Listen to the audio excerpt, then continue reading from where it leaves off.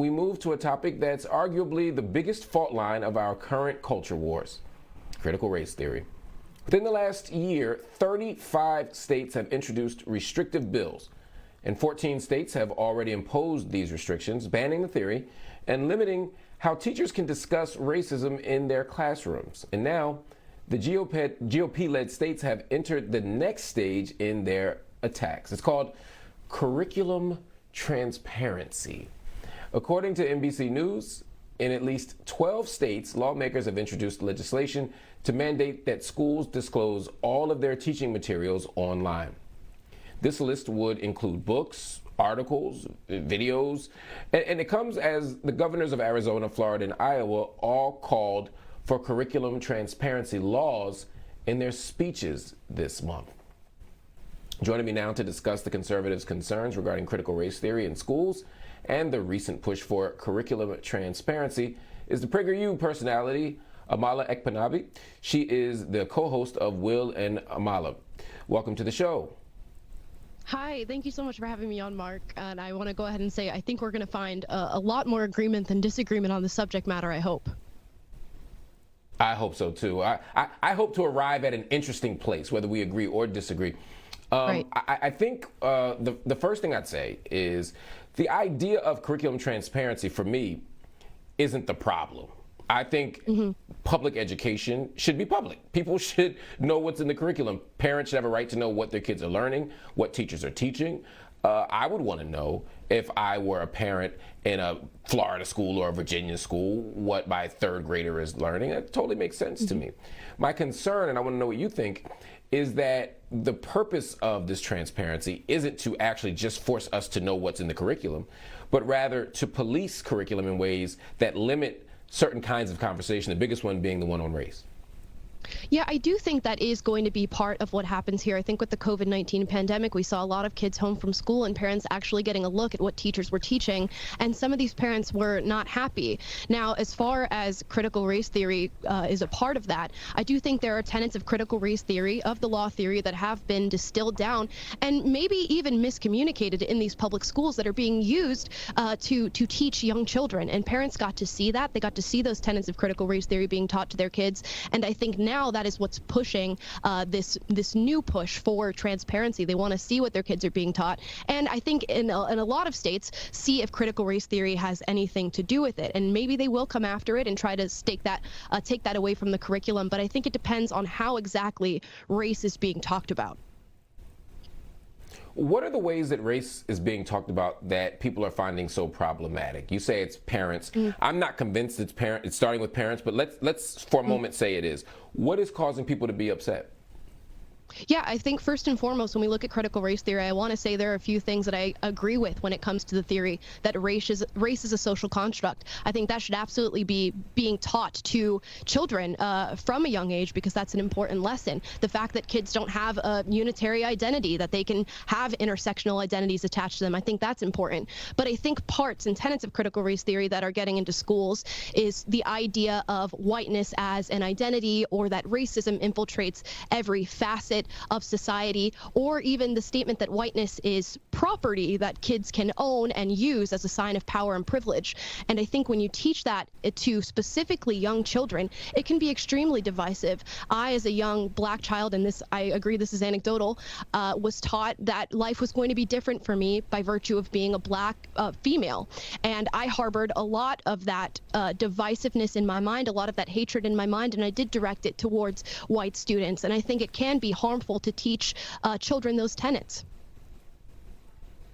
So I'll push back a little bit. Just a clarifying point. The idea that Professor Cheryl Harris had around whiteness as property wasn't to teach that whiteness is something that should be used as property and wielded. I think we would all agree that that would be problematic. But to talk about how in American life, whiteness can function as property. It can be something that we have, as George Lipschitz said, a possessive investment in. People use whiteness as property. People think about whiteness and trade whiteness in everyday conversation and lean on it.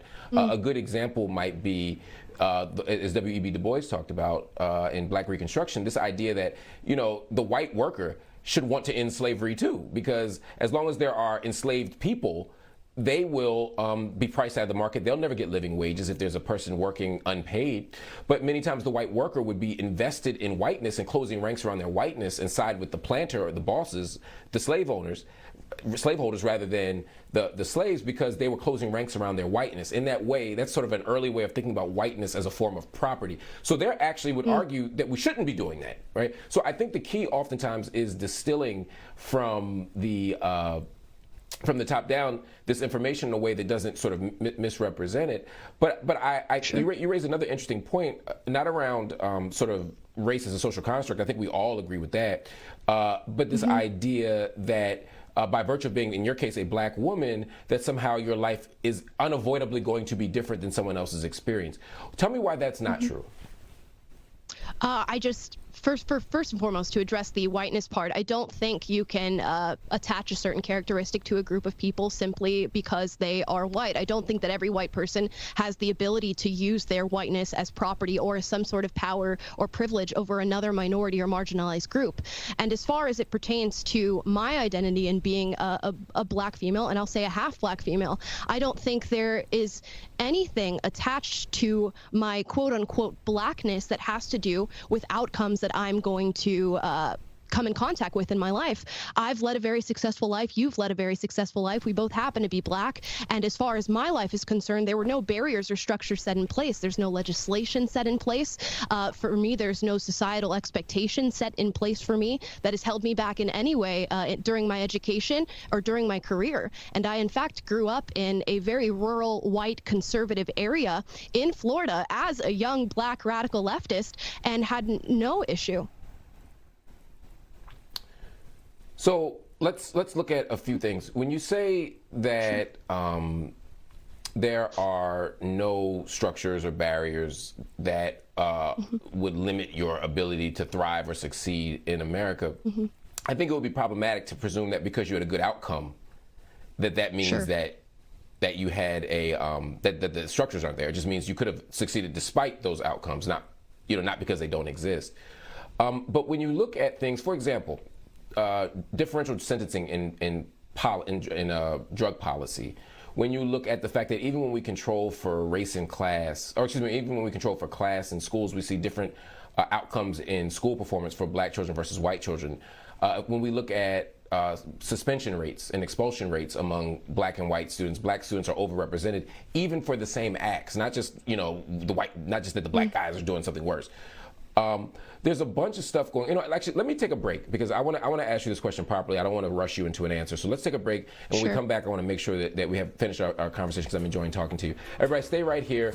I want to continue my discussion around critical race theory with the PragerU personality and conservative influencer, Amala Ekpunobi. Don't go anywhere. Stay right here.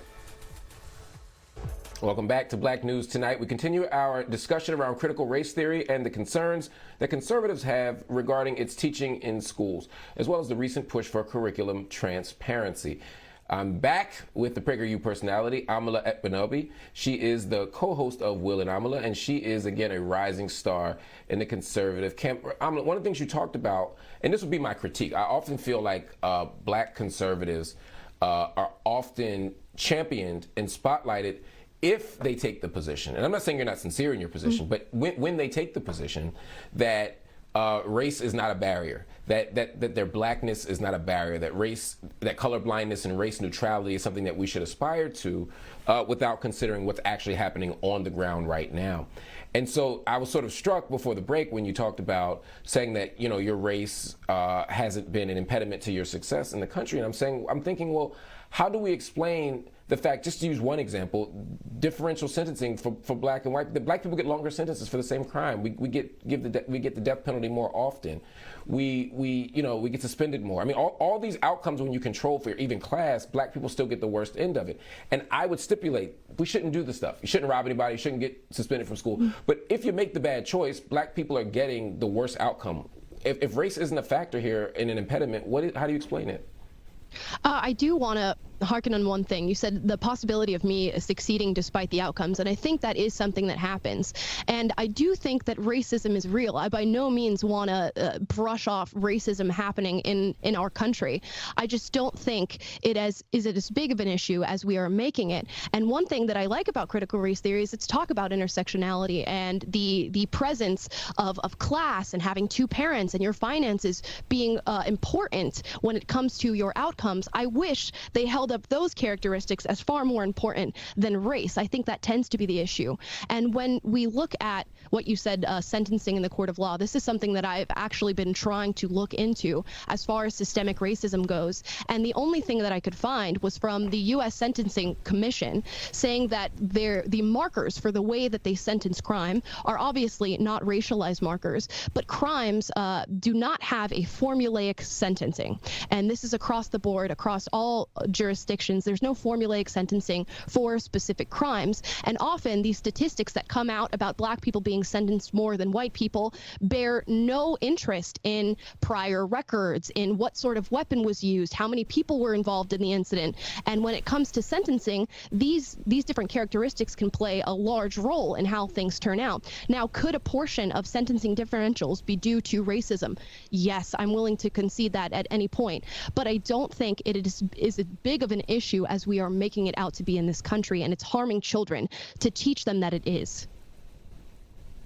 How so? How so? So when we tell a child, because remember, sentencing differentials aren't being taught like in first grade, right? When we read a book like Sure. Skin Like Mine, or when we talk about this stuff, we're talking about the fact that race is an identity, and it's an important thing to think about in the world, and that we don't want to pretend that we don't have a racial identity, because what happens is if you don't have a racial identity and you live in a world where whiteness is culturally dominant, then what ends up happening is, as a black person, you always grow up thinking that you're less than. You grow up thinking you have the wrong hips and lips and nose. You think that the way that a news anchor or a model or an actress or a president should look is like a white guy, because that's the only image of that thing that you see. I mean, I'll use you as an example, right? Imagine if no one ever saw you on TV as a black conservative, and all I ever saw in conservatives was Ben Shapiro. Then I would grow up thinking that to be a young conservative, I had to look like or be like Ben Shapiro. And as a black girl, I might not know that you're even possible. And what I'm saying is, systemically, we often teach people that there's only one way to fit and only one way to be. And because whiteness is the norm and dominant, schools have to do a job of pushing back against that, because when they remain neutral, they reinforce whiteness as the center. Sure, I think it's a sort of reductive way to look at things, and I think it's a failure in thinking and teaching to have a kid who looks and sees whiteness a lot and think that that's the standard. What should be taught to that child is that, yes, there are more white people in the United States of America, but there are people of all colors, and they look differently. And when you look at somebody who looks different, nothing is going to be tied to that attribute. No attribute is tied to my race, to my blackness, or to my whiteness that I have 50% of. There's no power, no privilege that is encapsulated in that comes with that. And when you teach children that, which I guess you would call racial neutrality or colorblindness, that's an important lesson for them. That's what's going to help them. If you see mainly white news anchors, which I think is vastly different today. I think we see a lot of diversity in our news today. It's not my fault that you start to think that is the standard and the regular. It's the fault of the people who didn't teach you that that's not the case, that you can be anything, and we should be teaching students that they can be, that whiteness does not hold any power or privilege, that in fact, you being a black kid, you can do just as much as they can, and there's going to be no difference in the way that you're treated. And I think that's going to help students more than any sort of critical race theory narrative. But I think that's exactly what critical race theory is teaching, right? The things you said, the shoulds that you're talking about, that race shouldn't matter and that people shouldn't be treated differently because of race, those are all normative things, right? That's how we want the world to be.